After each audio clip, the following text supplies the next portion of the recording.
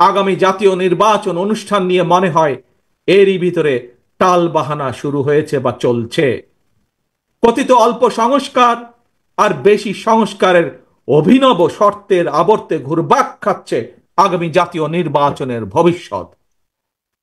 এরই ভিতরে জনগণ বিশ্বাস করতে শুরু করেছে সংস্কার নিয়ে সময় ক্ষেপণের আড়ালে অন্তর্বর্তীকালীন সরকারের ভেতরে এবং বাইরে কারো কারো মনে হয় কিছু ভিন্ন উদ্দেশ্য রয়েছে। প্রিয় সমাবেশ, পলাতক স্বৈরাচারের সময় আমরা দেখেছি তারা কিভাবে আদালতকে অবজ্ঞা করেছে, আদালতের রায়কে অবজ্ঞা করেছে।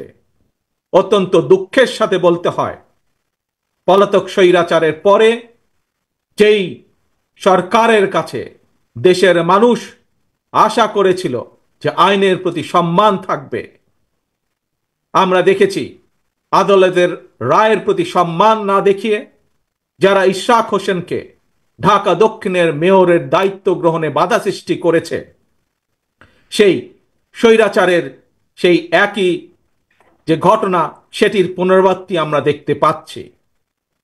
প্রিয় সমাবেশ, আপনাদের কাছে আমার আজকে জিজ্ঞাসা, যারা আইনের প্রতি শ্রদ্ধা দেখায় না, যারা আদালতের নির্দেশকে অবজ্ঞা করে, তাদের কাছ থেকে আমরা কতটুকু সংস্কার আশা করতে পারি?